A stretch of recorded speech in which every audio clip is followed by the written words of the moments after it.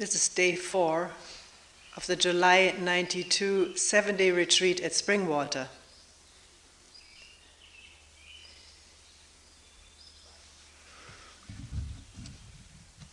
Here are the questions written down.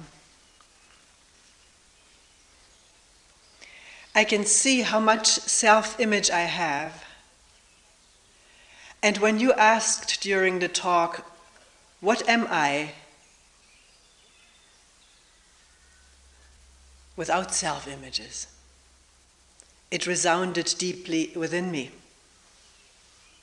But in asking who am I, it also becomes scary. I realize that this self-image which I have and have built up throughout childhood and adulthood has kept me alive and going. So what will happen to me without it? Can I survive being without a self-image?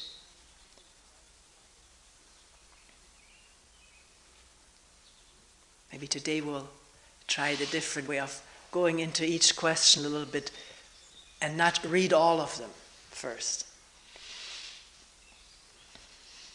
So talking about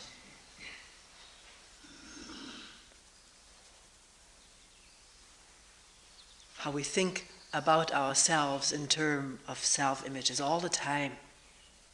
Not just one, many different ones in many different situations, often in conflict with each other.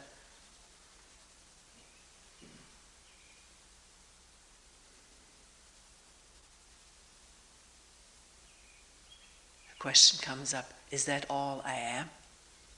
A bundle of images, memories, ideas about myself. Is that all? Is that what I am? I feel great attachment to this bundle of images. Being a likable person, being an ambitious, a talented person, or being a loser. I'm attached to that too. Negative images, positive images. It's kept me afloat. Living up to images, living up to also images that I feel other people have of me, so I adopt those too. That's what has kept me going since earliest childhood.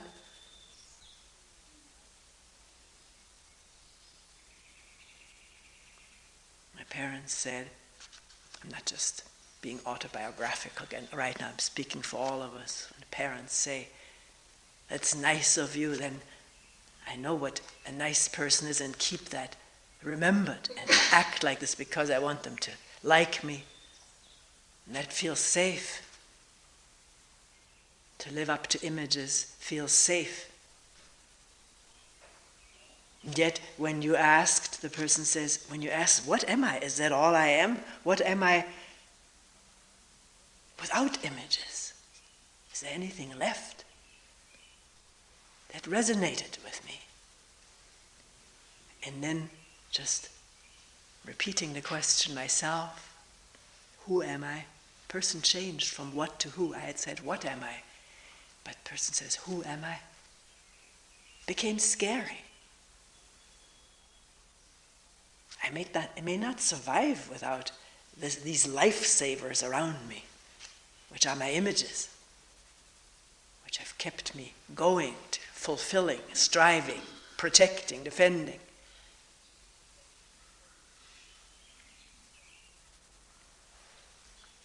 I want to make the difference clear between asking what am I or who am I? Because the question who am I implies, doesn't it, that there is somebody there. Just find out who it is, the mystery person.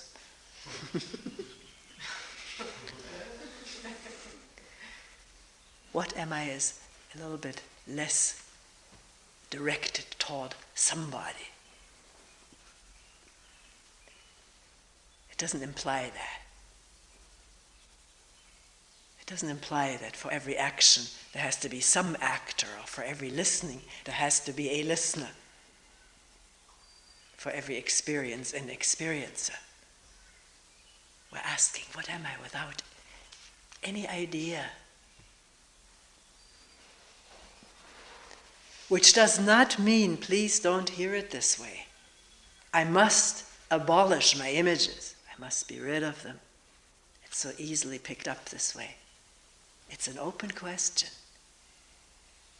And the first thing, if such a question is asked, is to become aware of how much imagery there is. We talked about it yesterday, wanting to be important, needing to be important in order to be liked and loved and feeling one's existence. The importance of one's existence. And therefore needing to be made felt important, and me needing to act and work so I am important, so people will see me as important. Could I work without that? It's an open question, not I mustn't feel important. Then I will get an image of no self-importance and cling to that, self-effacing myself. Trying to never say I again. Only refer to this person or one, which I do a lot. But not in order to self-efface myself, but it's easier for all of us to look, if I don't just say I, unless I say something about my own personal history, which I did yesterday.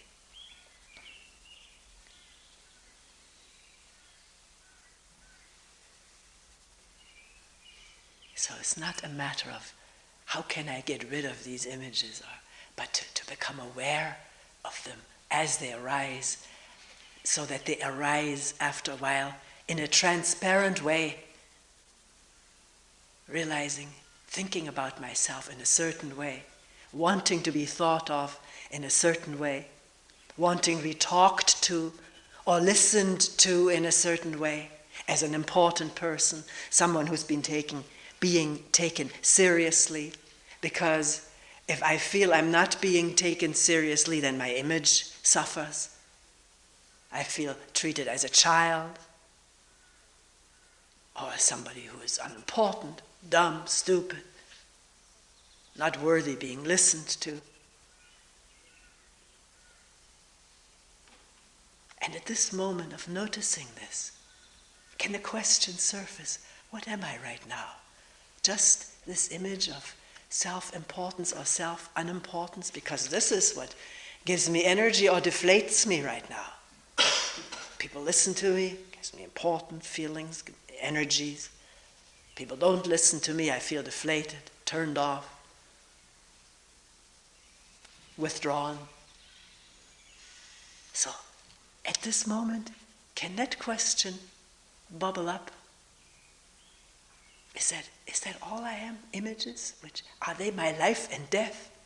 My thriving or my shriveling?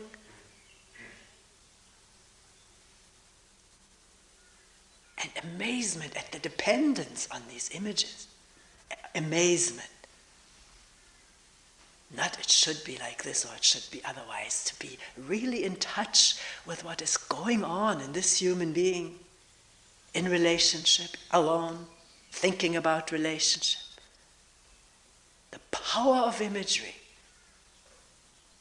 to keep me feeling healthy, energetic, or depressed, deflated. To appreciate this, not just listen to talks about it, and after a while, ho hum, is she still talking about images?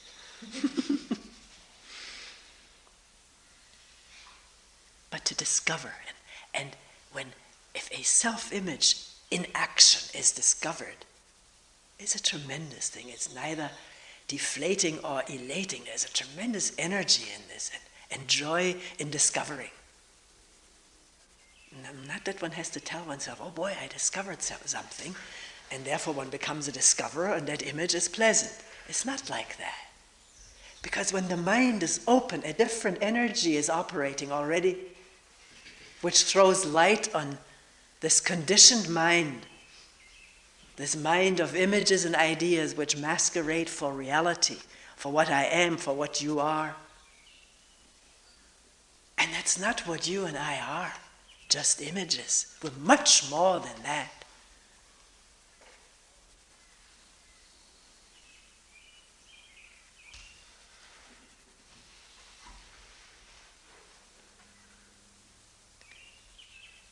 and not to trust one's imagination, which can quickly paint specters of me being a faceless non-entity without imagery, getting lost in this world, which seems to place more and more emphasis on images, on imagery.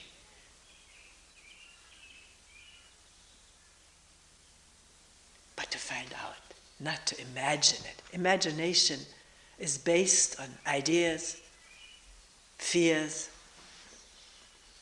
all kinds of speculations which are not grounded in reality. To really find out a moment of, or to find a moment of no image, just there, responding, alive, in touch. There's nothing scary about that. It is a marvel of fluidity and flexibility in that.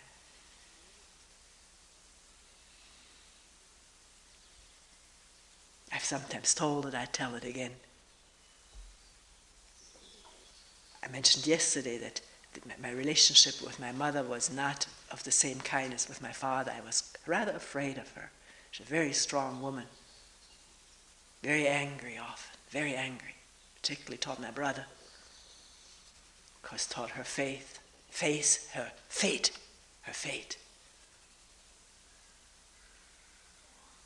Being the Jewish component in this family, which brought all kinds of problems to us. And personality things too.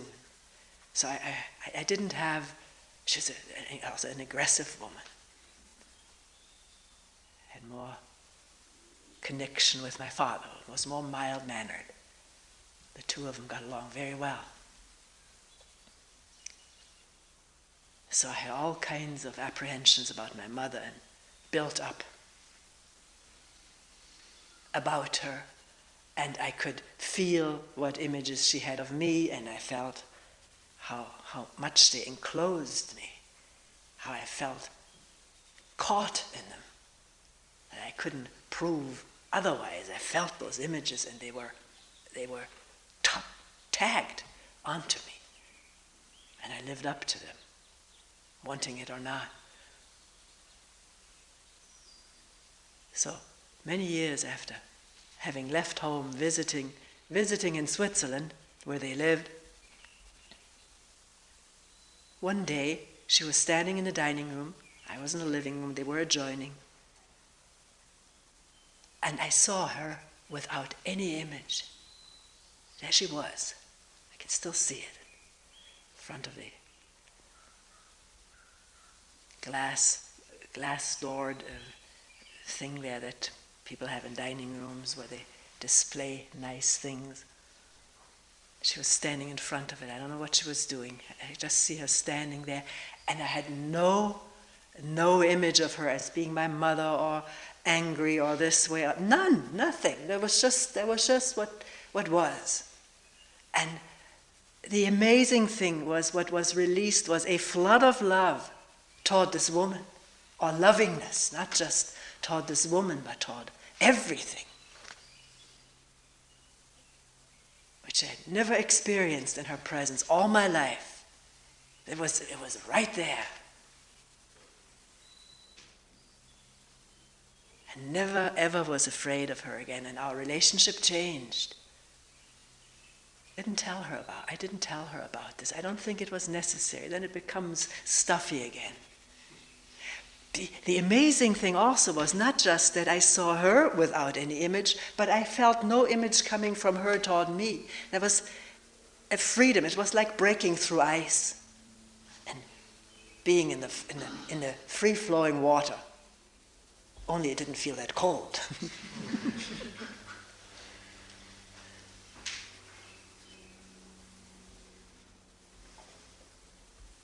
I'm just saying this, that it is no scary thing at all if it is lived. It's a freeing thing to be together, even if it's for the first time oneself, maybe 40 years old or 35, and the mother 75, it doesn't matter. and a very cordial relationship developed, a closeness which we'd never had before. And it doesn't the same thing doesn't have to happen in two people. If it happens in one, it may change the relationship too, because we reinforce each other in our ideas about ourselves and each other. And if it breaks open with one, it's not the same relationship anymore. Or else one can understand so much better what the other person is stuck in, held by, struggling with, or oppressed by. One has an understanding which, in this openness, is bathed in compassion or in love,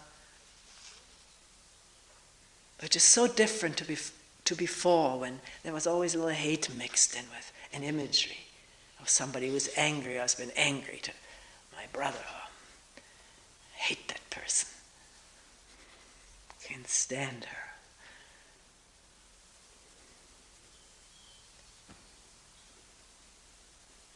Now, I'm not saying we all now, as we sit here, should strive to be without images. I'm not saying that.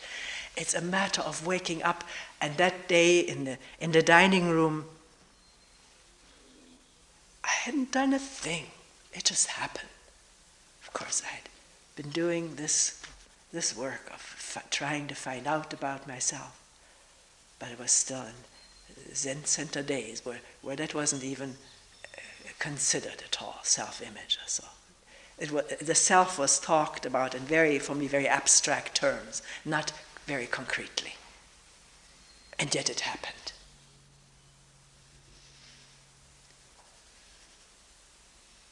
So if this question resonates with you, what am I? Only images, or is there something else? Not postulate anything. Just the question resonating, then let it resonate. If a question resonates within us,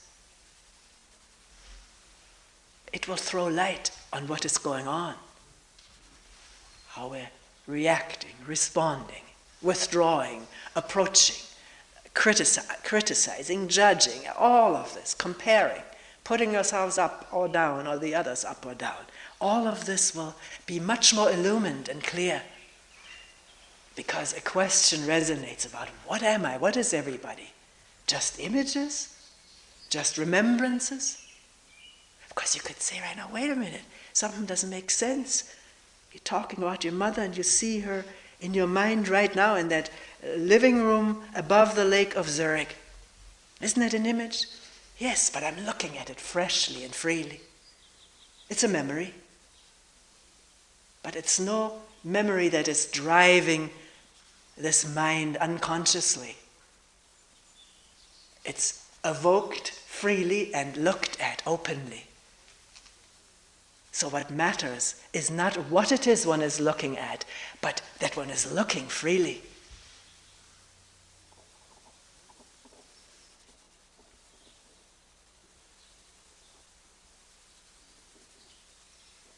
That's very important, what was just said.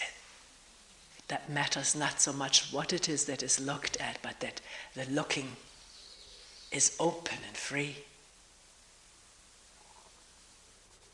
Not hemmed in by opinion and prejudice. That actually connects with another question which I'll pick out.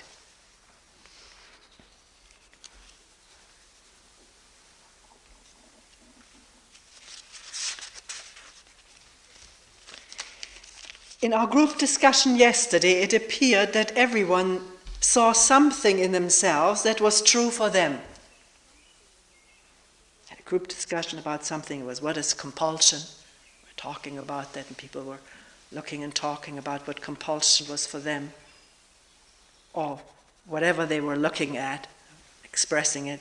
This person said, in our group discussion yesterday, it appeared everyone saw something in themselves that was true for them, but it was not so for me.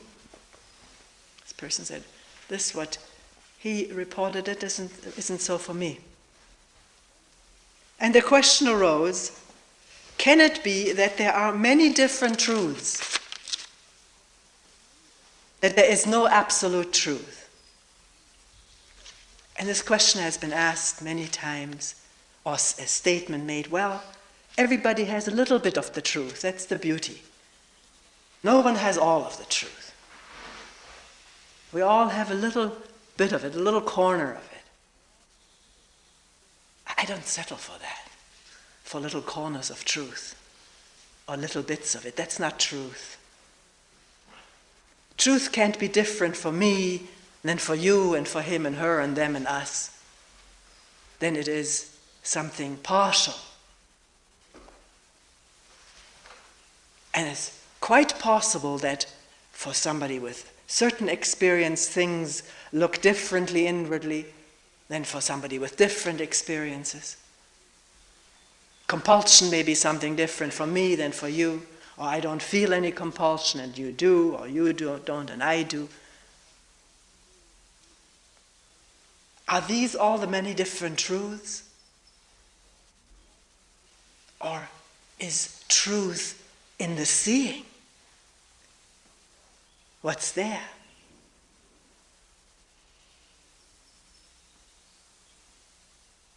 In seeing openly, without position, without trying to become important, without condemning what is seen, without praising what, an openness of just being what's there. That's all there is. But all there is isn't the truth, but this openness, this no position, no division, wholeness of being, which does not, when that takes place in you and me, there's no division among us. Can't be any division among us because there's openness of no position, just seeing what's there, and in one person maybe one thing. Although at such a moment there's very little inside to see because it's also open. But maybe in looking at one's past, the memory of that, it's different for each one of us. Not one of us has the same past as the other. So we all have different memories, different backgrounds, different cultural, ethnic, and so forth, influences. That's different, but to see that without attachment, my ethnic background, I have to preserve it, I have to pass it on to my children so that this thing continues, that's not seeing openly, undividedly.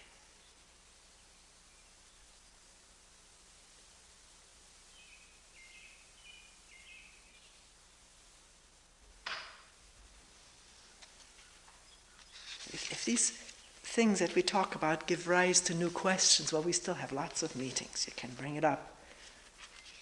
It's good when things work in oneself, when thinks about it and think about. One person said, well, when you just said thinking, I thought all thinking was bad. Have I ever said that? Because I may not have said it, but one may think that. It's not a thought that all thinking is bad. Thinking is very necessary, has a very important place in our life. The question is, where do our thoughts come from? From mechanical memories, springing from these memories, which have never been examined, never tested, never questioned? Or does thought come out of looking and seeing something clearly? Then thinking will also be clear. We couldn't have one conversation, one talk together without thought, without language. Language is thought, spoken thought. And language comes from memory, and some of that memory is very automatic. It never ceases to amaze me how up till now it will furnish words. Maybe there come a day in 10 years or 20 years when I'll stop and the word doesn't come, I can't think of it. They say in old age your memory lets up. So far I find it's operating good enough. And when it doesn't operate, usually it's to the benefit of everyone. I don't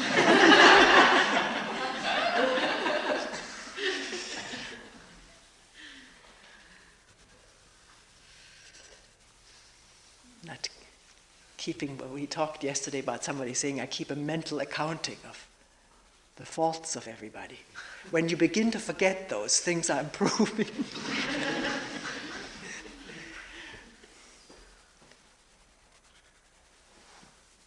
If one already has had a very entrenched bookkeeping, that's entrenched physiologically. There's probably a structure that corresponds to the entrenchment of the idea of somebody's fault. But leaving alone what has happened in the past and how deeply it sits there,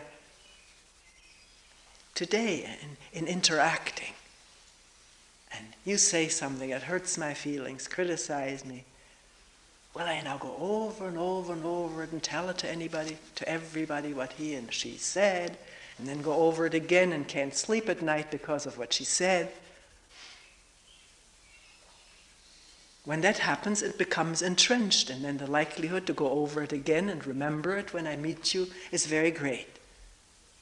But if one listens and goes through the whole process, including the hurt if it happens, the desire to pay back, but one listens to the whole thing broadly, deeply, truthfully, openly, then wonder of wonders, it does not get entrenched in the mind, and you can meet that person again, and it's gone. Haven't either faint memories there, but it's not important, or after a few weeks, it's really gone. Haven't given it a chance to become embedded in wherever memory is embedded in the brain. That is a very beneficial byproduct of being in the moment, attending very intensely to what is going on. And there's not this leakage of energy into what happened and what somebody did to me, to which the mind seems to have a quaint attraction to go over and over that.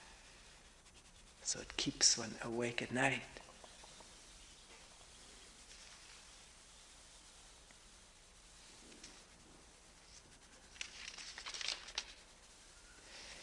The question, what is compulsion, came up. What is compulsion? In work, for instance, or somebody said, aren't our thoughts also running compulsively most of the time? Is there compulsion in listening to music or in watching television programs? I'm not saying don't watch, or I'm not criticizing, but don't watch television, but watch yourself a bit in needing to turn on that thing and watch another show and another show. Is there the freedom to watch what is going on in oneself, to give some attention to it? Or at work? The one person said, I can work on something and really get involved in it, love what I'm doing, be interested in it, I want to find out. It's some scientific research. And I don't feel it's compulsive because I can stop it. It's not that important, but my wife says, you're a compulsive worker.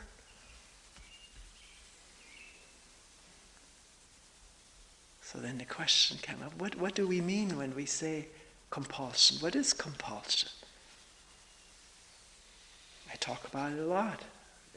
Doing something compulsively or freely.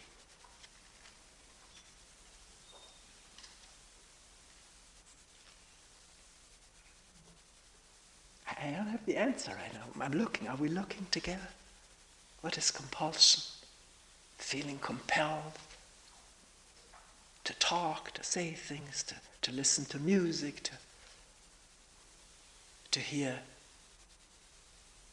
see videos, or to keep working.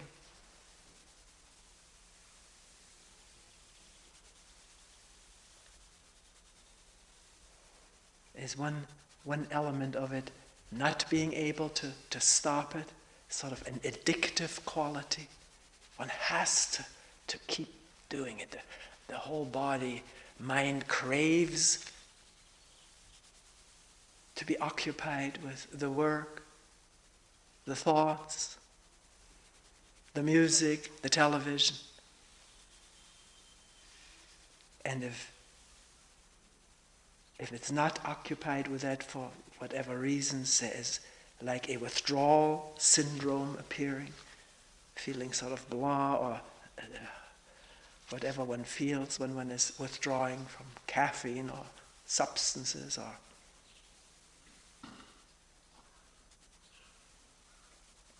sort of something driving is felt, and can that, because we're investigating it, because we're becoming interested in this, if we are, to let that be felt.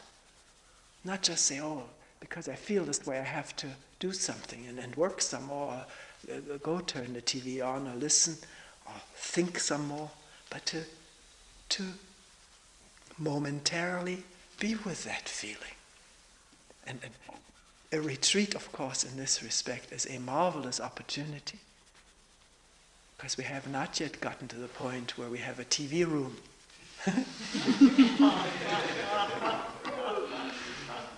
That would have to have lead walls, which I was told is the only soundproofing there really is. Nothing less than that will do.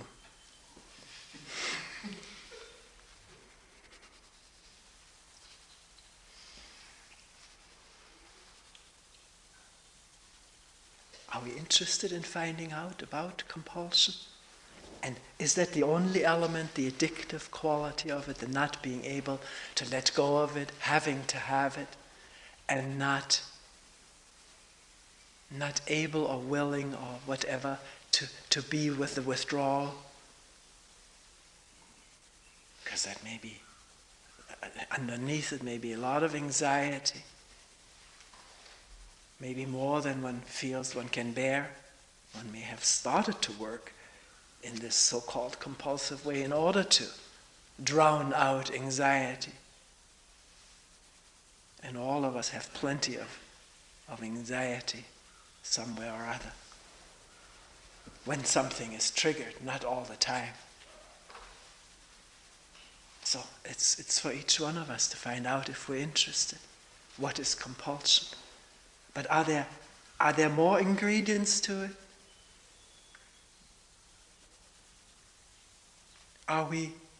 Do we say that we're doing something compulsively if it is doing something not for its own sake, but for the sake of something else, which becomes the motor, the driver, the pusher? I need to do this in order to prove myself to my colleagues, to my boss, to the world, that I am important, a worthwhile person, or to justify my existence. It's not that I'm so much interested in what I'm doing, or that's not the only thing. There is something else. I need this in order to be more acknowledged, make more money, or in case of substances, drinking or whatever, sweep away, drown out the anxiety. I used to smoke. And I think I smoked because my father smoked, and the way he looked so interesting. I had to look like that too. I imitated him very well. Talked about it yesterday. He was important. I was identified with him. But I never really, truly ever enjoyed a cigarette. Never. It was awful. What I enjoyed was when he lit one, and the first whiff of it just smelled so good. Today I can't stand that either. Not even the first whiff of it. A match, maybe. Sort of firelit. But for I don't know how many years I smoked. At least for 10 years. Eventually almost a pack a day without enjoying it. Can one imagine the stupidity? Just because it was a habit had by then probably assumed all kinds of other, be the sophisticated woman A lot of imagery involved. Tapping that cigarette.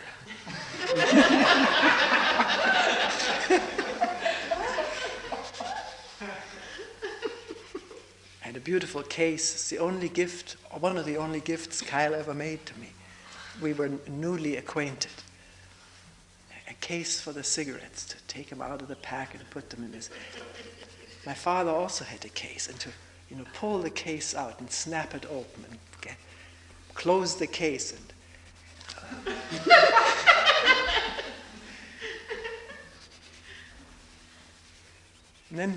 then pretty soon you live for all these embellishments. Not for the thing itself. The thing itself was noxious to me.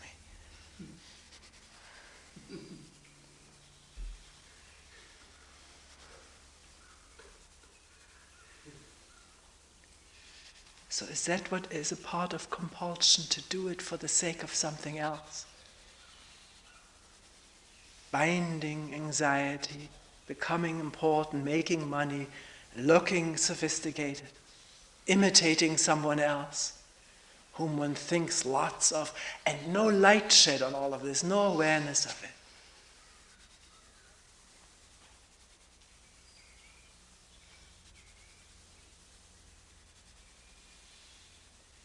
And then sometimes somebody said that in a group meeting, some habits they become autonomous. They run on their own momentum. One doesn't even know what all drives them. Just because it's been done so often, it needs to be done more. All of that is that compulsion. It's up for all of us to look and inquire, because all of us have compulsions. Live compulsively. Not all the time.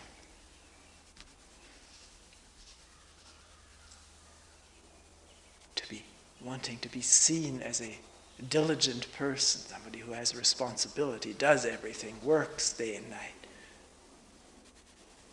And the other aspect of it is exhausting oneself with it. A work which is for its own sake has very little exhaustion in it. That's the beauty of it, and a test of it. One enjoys what one is doing, and the enjoyment brings energies. Whereas if it's done for the sake of something else, there's conflict and drainage of energy.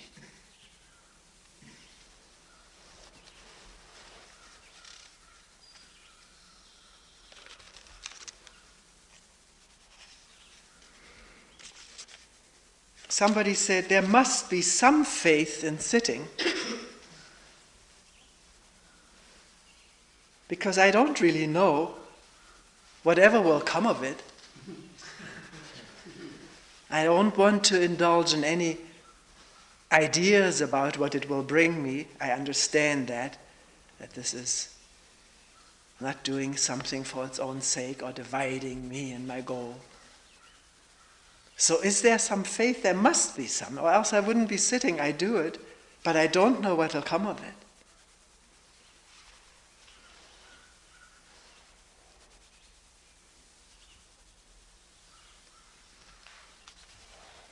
What is faith? And when we say, I have faith in my sitting, what are we saying? And it may be different for different people. I don't think I say it, but I'm not rejecting somebody else saying it. I'm looking at it. I have faith in sitting. What do I mean when I say that? Do I mean that I really do have an idea it'll get me someplace? I can't say offhand, I don't have any idea. Maybe I have one. If other people have said things happen when you sit a lot, I've read a lot about it, enlightenment stories, or how people's problems dissolved in sitting, or they became calmer. So is that there, not to deny it when it's there. And the faith then is that what happened to them will happen to me. And so I'll put energy into it because I do want to feel peace and quiet, less problem-ridden, more compassionate, more wise and whatever. So I have faith that what happened to others will also happen to me. I don't think anybody has lied about this whom I read or heard.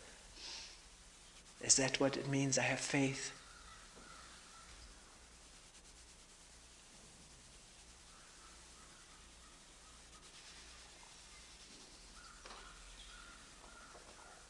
You know, what we read are only excerpts out of people's lives. Sometimes very, very thin excerpt.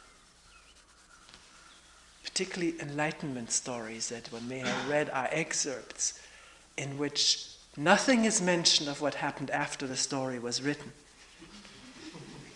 Some people have told me the deepest depression in their life happened after the Enlightenment experience, because it didn't last. But the story ends with, and then the world was bathed in...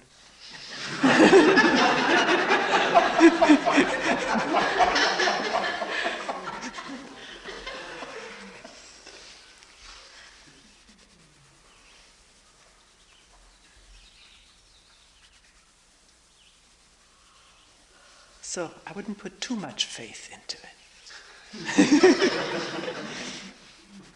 Because experiences come and go.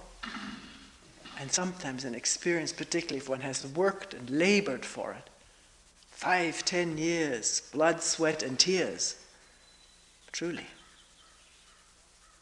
And then of course, having this being acknowledged in it, sanctioned in it, and so forth, gives a lot of extra elation.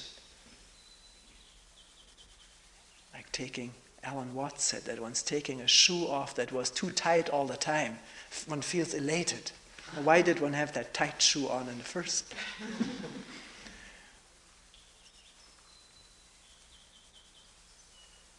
Is there a different kind of faith which comes, if we want to use this word for lack of another one, which comes from trying out and finding that in sitting quietly, one really comes more in touch with oneself, the natural environment, the people environment.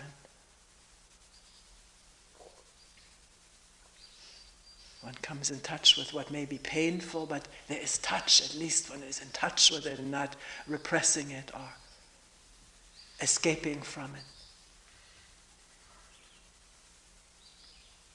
Several people, quite a few over the years, have told me, until they started sitting, they felt so numb that even to feel pain was a joy, to feel something. This body, mind, is so apt in denying and repressing and making numb in order not to feel pain. It has a whole pharmacy of morphines and sent to different parts of the body. And psychologically, the repression mechanisms are immensely effective. One person once told me that at the age of 5, as a boy suffering incredible pain of loneliness, unbearable pain of loneliness with an absent mother and an absent father, a huge house. He lived in one part and he didn't know even where his mother was. He said, at the age of 5 years, I buried that boy and became good in school and trained and relied on the intellect. And he's a very brilliant person. And only now beginning to feel pain again. Pain of loneliness, pain of whatever. So the body is very capable of repressing it, numbing it. And maybe in sitting quietly, alone or with people, also listening to talks like this, talking in meetings, group meetings, single meetings, there's more interest, more initiative, energy to be with something, to question it, to be quiet with it. And having experienced this, one knows something about sitting, and one has faith in it, that it has a function in and of itself in making contact, bringing into clarity or into feeling what is there, making more real. That's what realization means, making more real, or making real what was before just fantasy or numbness. Because what can also happen is that the painfulness of the sitting, or maybe the boringness of it, if nothing happens, makes one forget about it. And then there's not even faith in it, there's just no sitting. One forgets about it. It's amazing how one can forget about it. Like a curtain drawn. Even if there was some real depth of joy, people tell me, I so completely forget about this whole thing until I come to another retreat, and then it's as though the curtain opened again.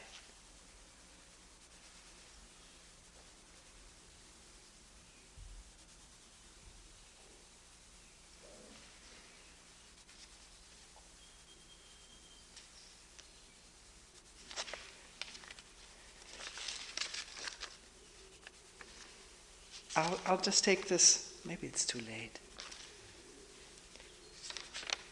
I'll take this one question because it fits with this.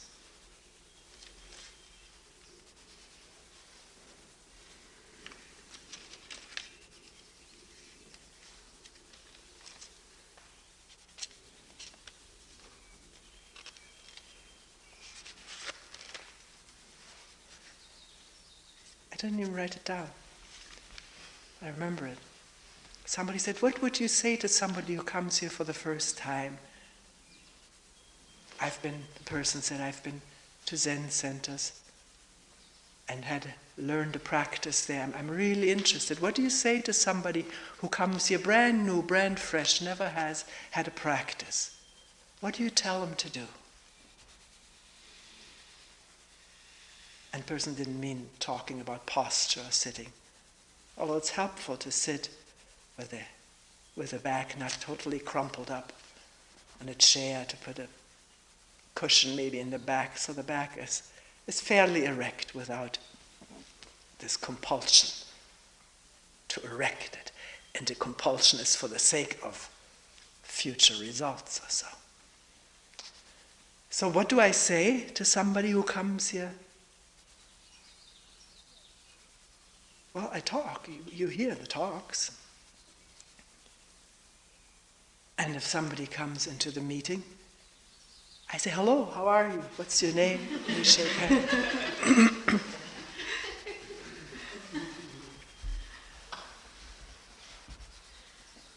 And then I listen to what the person has to say or wants to say. Sometimes somebody says, I don't really know what to say. And I say, well, we can sit quietly too, listen to the birds. Sometimes I ask the person, what brought you here? Because I'm interested in that. How people find out about this place and come here interests me. So I may ask that. But I don't say, I am assigning you now a practice. I don't do that. I used to do it when I was a teacher at the Zen Center, but that's long ago.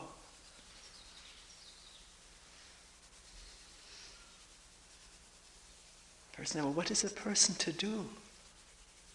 That's a good question. In the midst of what's happening, what am I to do? With quiet sitting, maybe some pain, maybe emotions, the wind, or maybe a numbness, bored. What am I to do with all of that? I don't know what to do with it, but here it is. And then the question comes, can one be with what is without doing something special about it? Not applying a practice, concentrating the mind, nothing, just what is. in the midst of it. And the interesting thing is that for people who've never had a formal practice, this is much less controversial or ungraspable than for people who have had a practice. Because then the mind has learned to concentrate. And it's very difficult for a mind that has learned to concentrate to just be open and listen. Not that it is that easy for an unconcentrated mind either, but it is not a problem. People don't worry about it. They either like it to sit quietly and find out things, or they don't. But they don't know about practices that concentrate the mind. And of course, we do have 6 or 7 talks a week in which we do listen and look together. A lot of energy and intensity is in these talks. And you may feel that because it's an invitation or a challenge for us to look and listen together. Not for me to talk about how one listens and looks and assign practices for it, but do it together right now. Can we listen together and alone to what's there?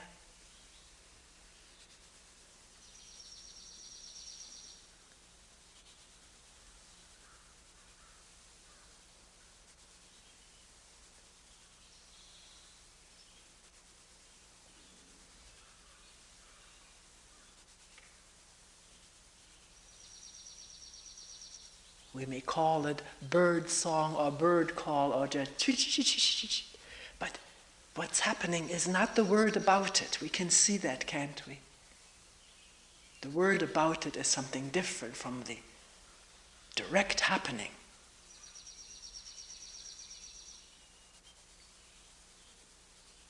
And the same inwardly, to feel a wanting arising, wanting to listen better, wanting open listening.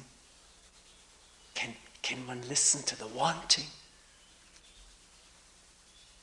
Because it manifests physically throughout this body.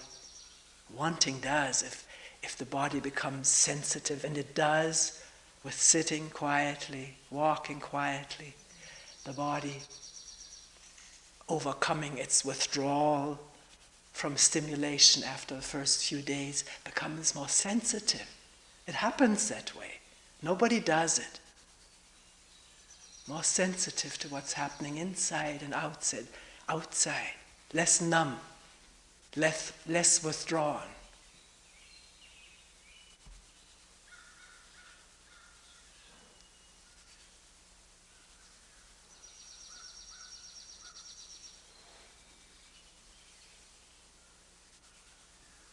If you bring a practice here and wish to carry on with it or do it every once in a while, this is entirely up to each one of us what to do. I'm not directing or prohibiting. This is not in my way.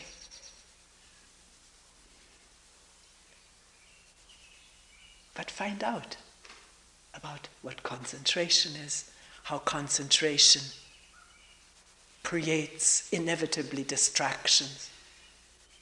Because if I need to concentrate on something, then something else will distract me. Then I need to fight the concentration, and the conflict begins, which drains energy. Just to observe all of that for oneself, so one doesn't have to believe what somebody else says. It may be a guideline to look, but the looking and the finding out can only happen here in oneself. No one can do it for us.